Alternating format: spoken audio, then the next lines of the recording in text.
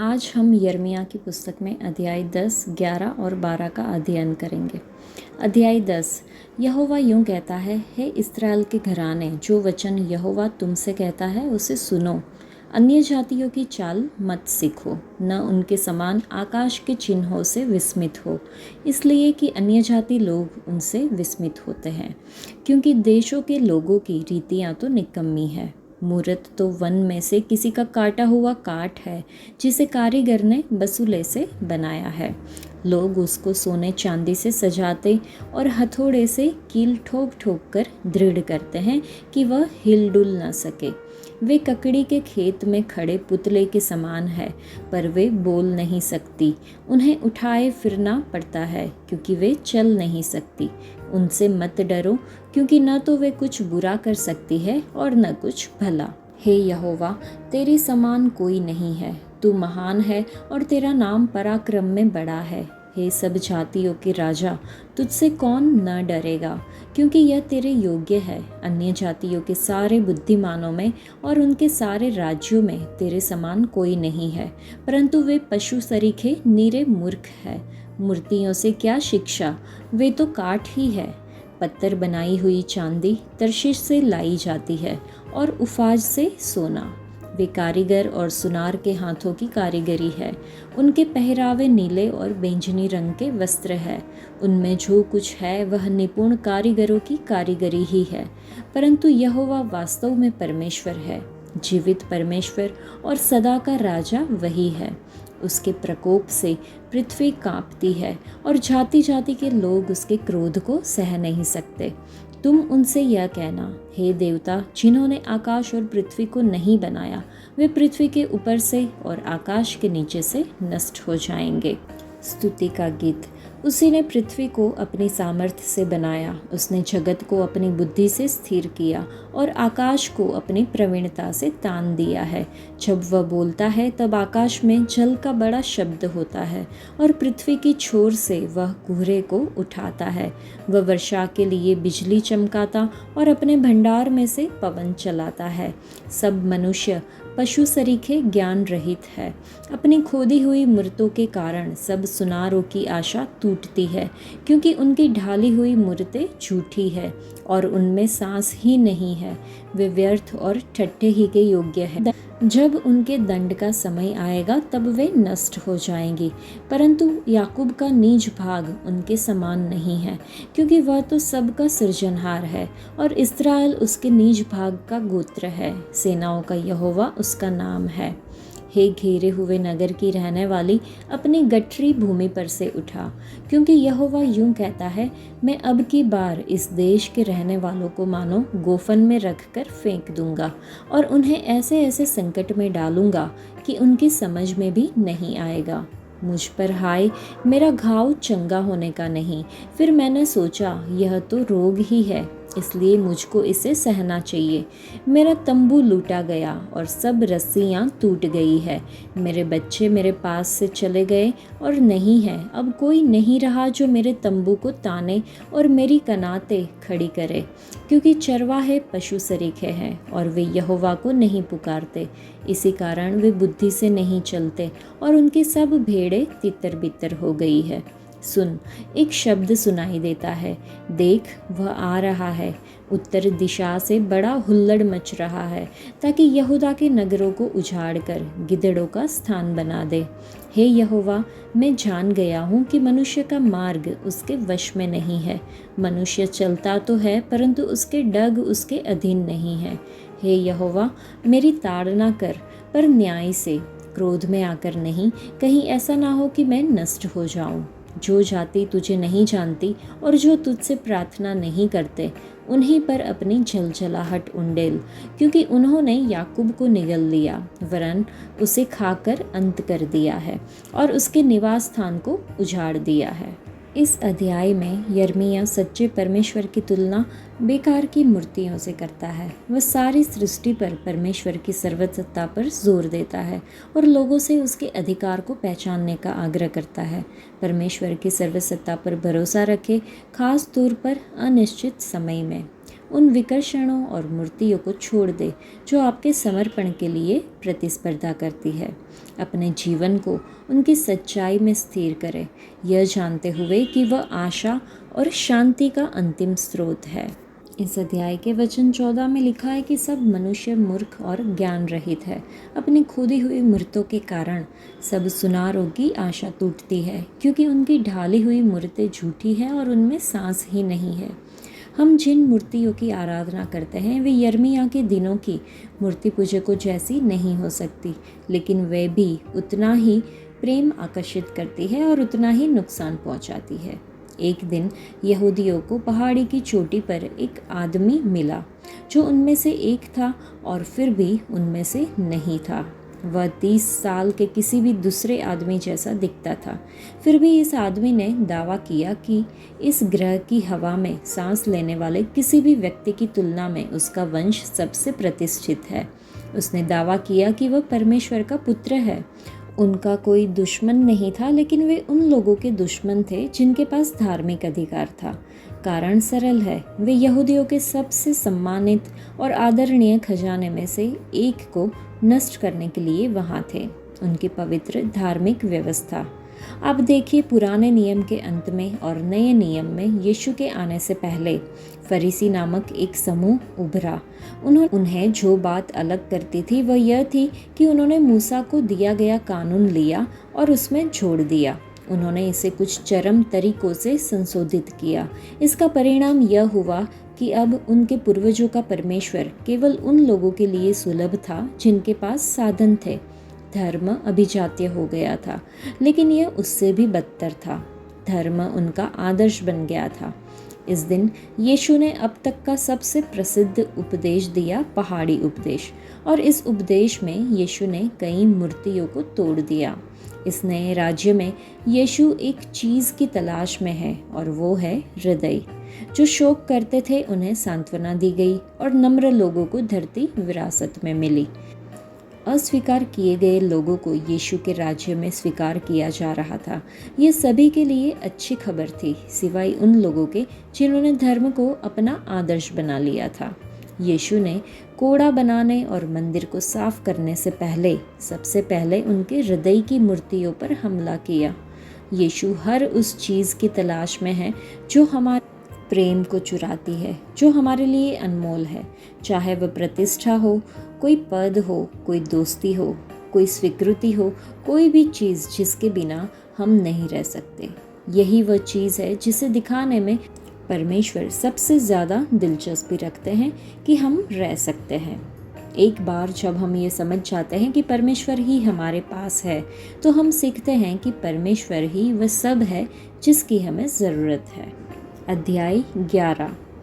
यहोवा का यह वचन यिर्मयाह के पास पहुंचा। इस वाचा के वचन सुनो और यहूदा के पुरुषों और यरूशलेम के रहने वालों से कहो, उनसे कहो, इस्राएल का परमेश्वर यहोवा यूं कहता है, श्रापित है वह मनुष्य जो इस वाचा के वचन न माने, जिसे मैंने तुम्हारे पुरखाओं के साथ लोहे की भट्ठी अर्थात मिस्र देश में से निकालने के समय यह कह के बांधी थी, मेरी सुनो और जितनी आज्ञाएं मैं तुम्हें देता हूँ उन सबों का पालन करो। इससे तुम मेरी प्रजा ठहरोगे और मैं तुम्हारा परमेश्वर ठहरूंगा। और जो शपथ मैंने तुम्हारे पितरों से खाई थी कि जिस देश में दूध और मधु की धाराएं बहती है उसे मैं तुमको दूंगा, उसे पूरी करूंगा। और देखो वह पूरी हुई है। यह सुनकर मैंने कहा, हे यहोवा, ऐसा ही हो।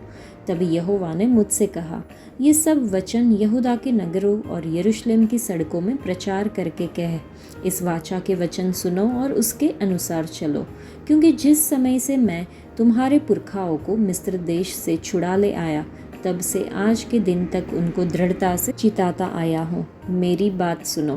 परंतु उन्होंने न सुनी और न मेरी बातों पर कान लगाया, किंतु अपने अपने बुरे मन के हठ पर चलते रहे। इसलिए मैंने उनके विषय इस वाचा की सब बातों को पूर्ण किया है, जिसके मानने की मैंने उन्हें आज्ञा दी थी और उन्होंने न मानी। फिर यहोवा ने मुझसे कहा, यहूदियों और यरूशलेम के निवासियों में विद्रोह पाया गया है। जैसे इनके पुरखा मेरे वचन सुनने से इनकार करते थे, वैसे ही ये भी उनके अधर्मों का अनुसरण करके दूसरे देवताओं के पीछे चलते और उनकी उपासना करते हैं। इस्राएल और यहूदा के घरानों ने उस वाचा को जो मैंने उनके पूर्वजों से बांधी थी तोड़ दिया है। इसलिए यहोवा यूँ कहता है, देख, मैं इन पर ऐसी विपत्ति डालने पर हूँ जिससे ये बच न सकेंगे, और चाहे ये मेरी दुहाई दे तो भी मैं इनकी न सुनूंगा। उस समय यरूशलेम और यहूदा के नगरों के निवासी उन देवताओं की दुहाई देंगे जिनके लिए वे धूप जलाते हैं, परंतु वे उनकी विपत्ति के समय उनको कभी न बचा सकेंगे। हे यहूदा, जितने तेरे नगर है उतने ही तेरे देवता भी है। और यरूशलेम के निवासियों ने हर एक सड़क में उस लज्जापूर्ण बाल की वेदियां बना बनाकर उसके लिए धूप जलाया है।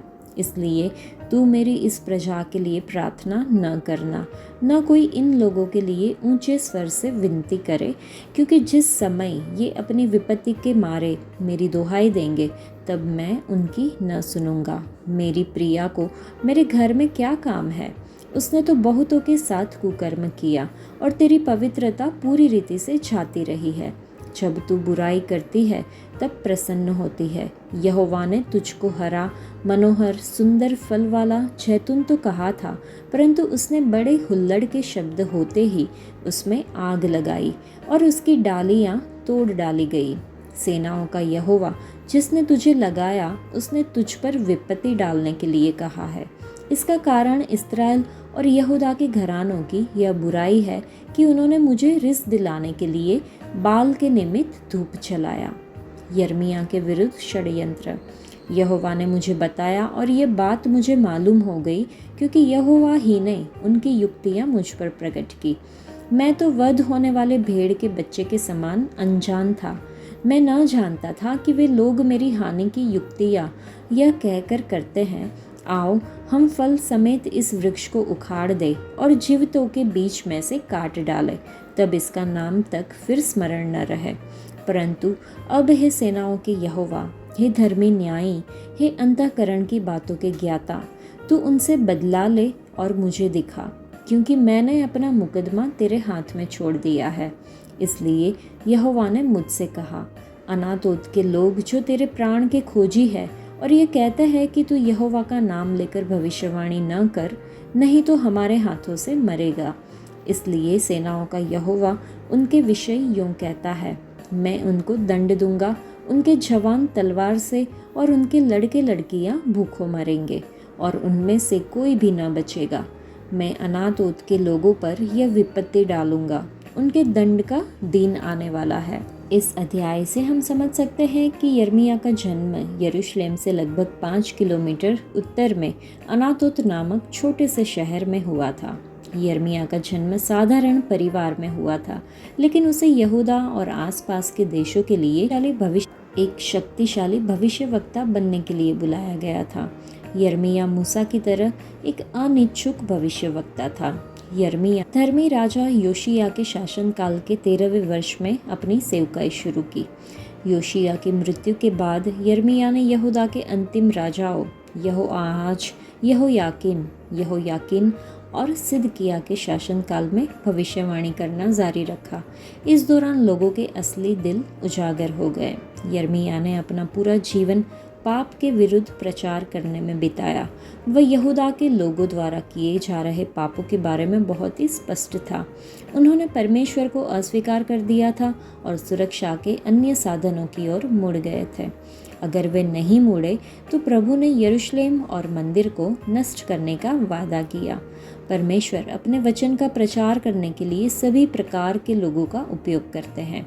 बाइबल में यूहन्ना प्रेम का भविष्यवक्ता, मूसा व्यवस्था का भविष्यवक्ता और यर्मिया रोने वाला भविष्यवक्ता है। इन सभी के माध्यम से परमेश्वर ने हमें अपना वचन दिया है।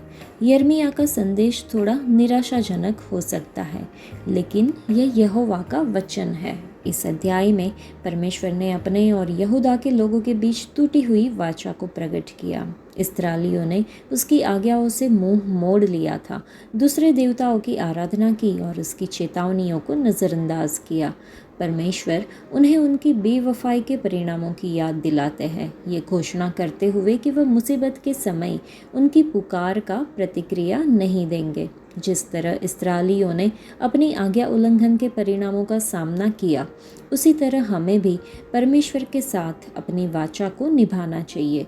वफादारी के लिए प्रतिबद्धता की आवश्यकता होती है और उसके मार्गों से दूर जाने से आत्मिक शून्यता होती है। इस अध्याय के वचन 20 में लिखा है, परंतु अब हे सेनाओं के यहोवा, हे धर्मी न्यायी, हे अंतःकरण की बातों के ज्ञाता, तू उनसे बदला ले और मुझे दिखा, क्योंकि मैंने अपना मुकदमा तेरे हाथ में छोड़ दिया है।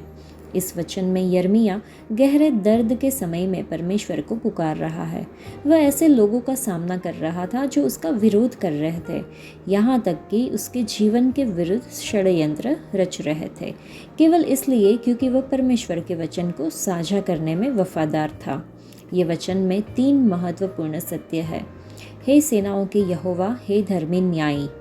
परमेश्वर सब कुछ जानते हैं, हमारे विचार, इरादे और उद्देश्य। वह हमारे सच्चे इरादों को जानते हैं, न कि केवल यह कि हम बाहरी रूप से क्या दिखाते हैं।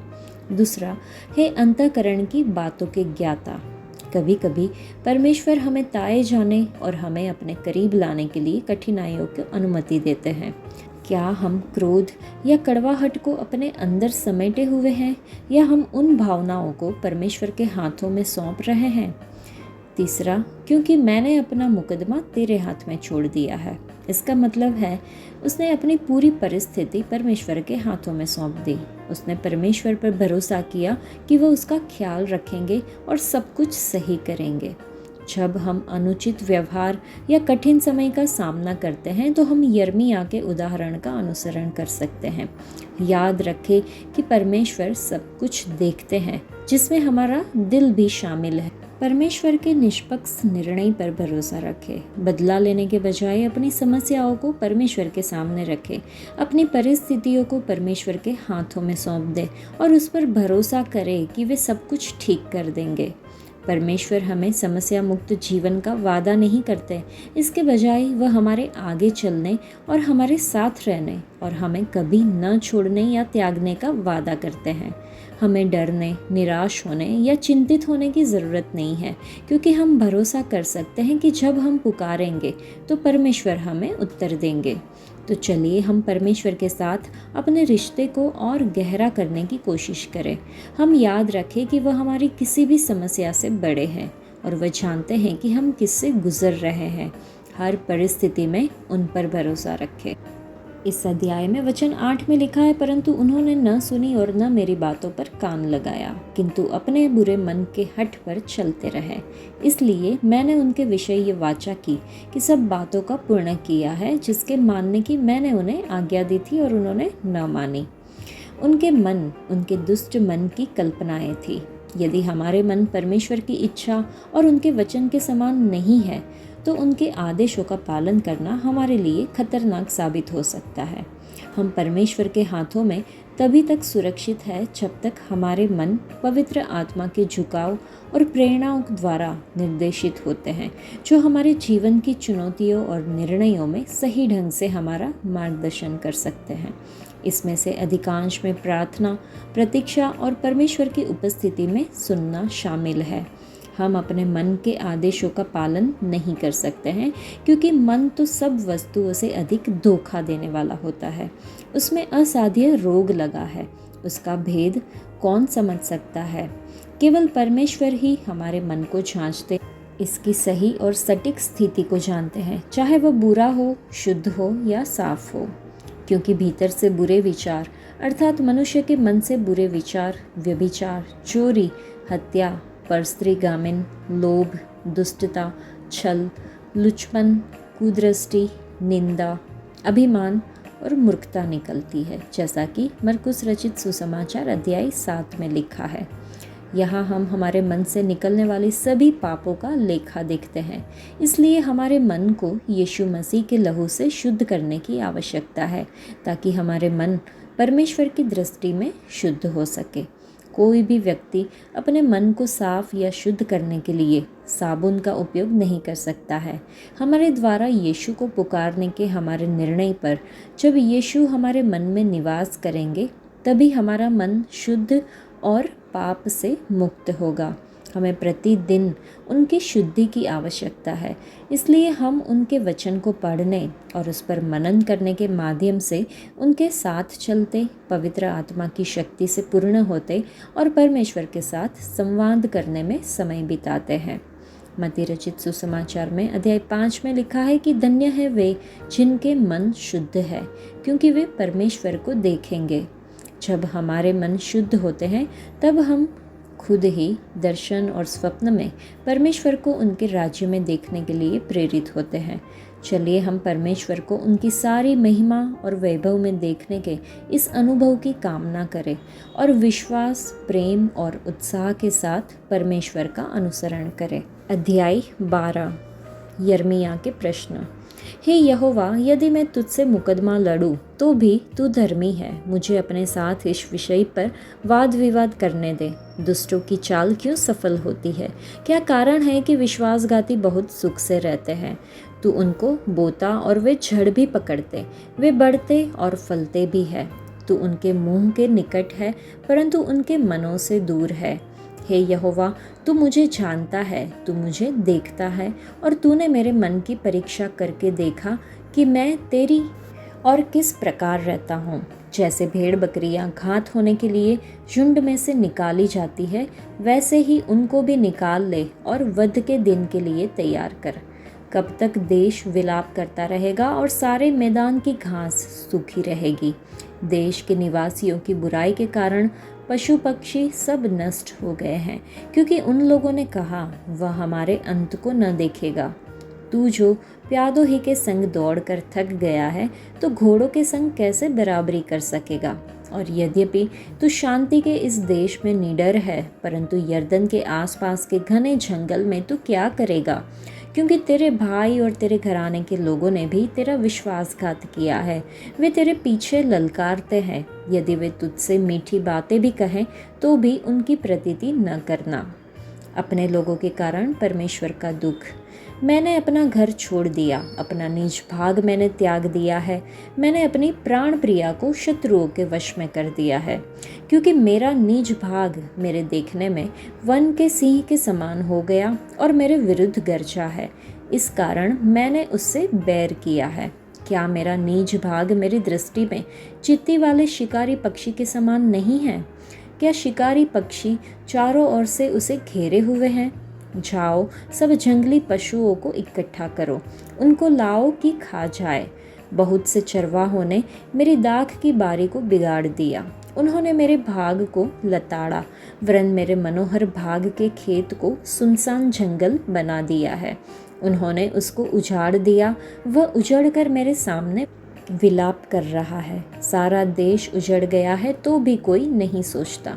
जंगल के सब मुंडे टीलों पर नाश करने वाले चढ़ आए हैं, क्योंकि यहोवा की तलवार देश के एक छोर से लेकर दूसरी छोर तक निगलती जाती है। किसी मनुष्य को शांति नहीं मिलती। उन्होंने गेहूं तो बोया परंतु कटीले पेड़ काटे। उन्होंने कष्ट तो उठाया परंतु उसे कुछ लाभ न हुआ। यहोवा के क्रोध के भड़कने के कारण तुम अपने खेतों की उपज के विषय में लज्जित हो। मेरे दुष्ट पड़ोसी उस भाग पर हाथ लगाते हैं जिसका भागी मैंने अपनी प्रजा इस्राएल को बनाया है। उनके विषय यहोवा यूं कहता है, मैं उनको उनकी भूमि में से उखाड़ डालूंगा और यहूदा के घराने को भी उनके बीच में से उखाड़ूंगा। उन्हें उखाड़ने के बाद मैं फिर उन पर दया करूंगा और उनमें से हर एक को उसके निज भाग और भूमि में फिर से लगाऊंगा।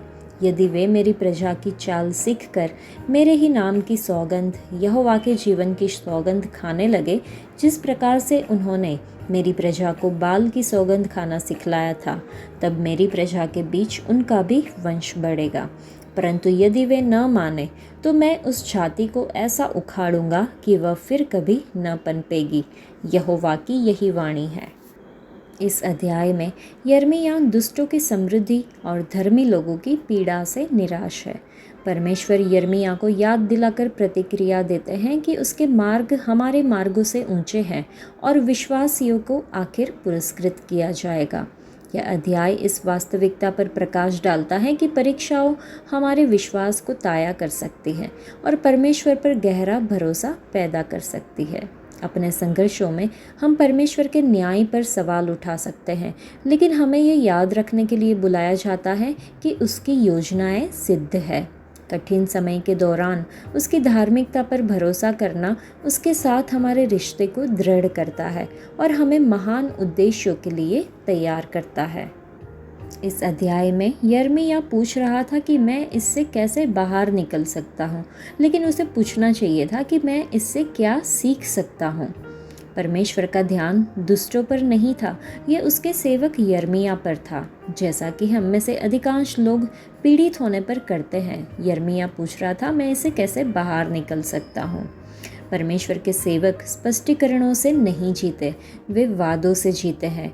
स्पष्टीकरणों को समझना हमारी जिज्ञासा को संतुष्ट कर सकता है और हमें अधिक चतुर व्यक्ति बना सकता है, लेकिन परमेश्वर के वादों को धारण करना हमारे चरित्र का निर्माण करेगा और हमें बेहतर सेवक बनाएगा। परमेश्वर के उत्तर ने यिर्मयाह को 3 महत्वपूर्ण सत्य बताए। पहला, परमेश्वरीय सेवकाई का जीवन आसान नहीं है, यह एक दौड़ में दौड़ने जैसा है। दूसरा, सेवकाई का जीवन आसान नहीं बल्कि कठिन ही होता है। यिर्मयाह प्यादों के साथ दौड़ रहा था और उनके साथ बना रहा था, लेकिन अब वह घोड़ों के साथ दौड़ रहा होगा। तीसरा सत्य अन्य 2 से विकसित होता है। जैसे जैसे हम अधिक परिपक्व होते जाते हैं, सेवकाई का जीवन बेहतर होता जाता है। प्रत्येक नई चुनौती ने यिर्मयाह को अपना विश्वास को विकसित करने और अपने सेवकाई कौशल में बढ़ने में मदद की। आसान जीवन आखिर कठिन जीवन है, क्योंकि आसान जीवन परिपक्वता को दबा देता है, लेकिन कठिन जीवन हमें अपनी आध्यात्मिक मांसपेशियों को विकसित करने और प्रभु के लिए अधिक पूरा करने की चुनौती देता है। वचन 4 में है कि कब तक यह देश विलाप करेगा। देश के निवासियों की बुराई के कारण पशु पक्षी सब नाश हो गए हैं, क्योंकि उन लोगों ने कहा वह हमारे अंत को न देखेगा। यिर्मयाह विचलित है।